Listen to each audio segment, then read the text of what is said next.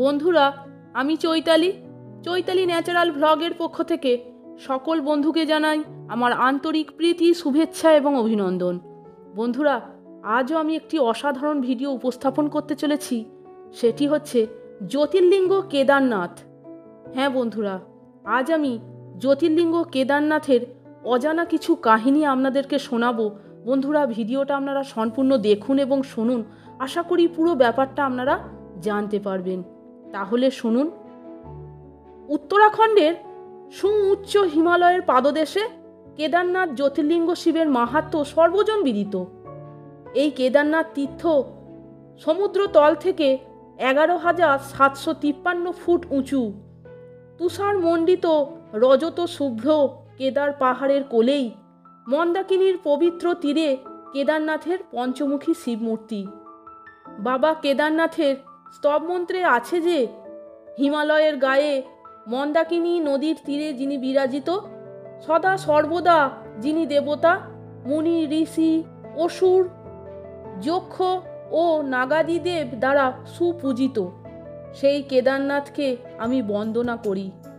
বলতে কি, ভারতবর্ষের অন্যান্য তীর্থের মধ্যে হিন্দুদের কাছে কেদার তীর্থ অত্যন্ত সুপ্রাচীন এবং জনপ্রিয়।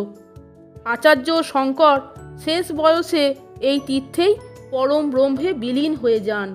এজন্য কেদারনাথ মন্দিরের পাশেই তার সমাধি বিরাজিত। এবার শুনুন, কেদার তীর্থ কিভাবে রূপ পেল? এই প্রশ্নের উত্তর ব্রহ্ম বৈবর্ত পুরাণে লেখা আছে। সেখানকার কাহিনী হলো এরকম: সত্যযুগে কেদার নামে এক রাজা সপ্তদ্বীপে বাস করতেন। রাজা ছিলেন অত্যন্ত সত্যবাদী, সজ্জন ও ধার্মিক। তাই একটু বয়স হতেই তিনি তার নিজ পুত্রের হাতে রাজ্যভার তুলে দিয়ে হিমালয়ের এই দুর্গম স্থানে তপস্যা করতে আসেন এবং শেষে দেহত্যাগ করেন। তার নাম থেকেই এই অঞ্চলের নাম হয়েছে কেদার ক্ষেত্র। তবে স্কন্ধ পুরাণের কেদারখণ্ডে বা শিব পুরাণে অন্য কাহিনীও বিদ্যমান। সেখানে দেখা যায় যে সত্যযুগে জগৎপতি নারায়ণ ছদ্মবেশে নর ও নারায়ণ ঋষি রূপে কেদার ও বদ্রী ক্ষেত্রে লোককল্যাণের জন্য কঠিন তপস্যায় মগ্ন হয়েছিলেন। এই দুইজন ঋষি হিমালয়ের ওই সুউচ্চ স্থানে দীর্ঘকালীন শিবের পূজা, ধ্যান ও জপে নিমগ্ন ছিলেন এবং প্রার্থনা পরায়ণ হয়ে কালযাপন করছিলেন। তাদের এই অত্যন্ত সুকঠিন তপস্যায় প্রসন্ন হয়ে স্বয়ং মহাদেব বর দেবার মানসে তাদের বলেন, তোমরা কি চাও? কেনই বা এত উগ্র তপস্যা করছো আমার জন্য? শিবের কথা শুনে নারায়ণ ঋষি বললেন, হে মহাদেব, যদি প্রসন্নই হয়ে থাকেন তবে জগৎ কল্যাণের জন্য এবং দুঃখী তাপী মানুষের মুক্তির জন্য আপনি এই স্থানে জ্যোতির্ময় লিঙ্গ মূর্তি ধরে চিরকাল বিরাজ করুন। দেবাদিদেব মহাদেব এই কথা শুনে তথাস্তু বলে জ্যোতির্ময় লিঙ্গ রূপ ধরে সেখানেই বিরাজ করতে লাগলেন। অন্য মতে বলা হয়, পঞ্চপাণ্ডব তাদের পাপস্থলনের জন্য এই স্থানে তপস্যা করে শিবকে সন্তুষ্ট করেছিলেন এবং মহাদেব তাদের তপস্যায় সন্তুষ্ট হয়ে জ্যোতির্ময় মূর্তিতে এখানে দেখা দেন।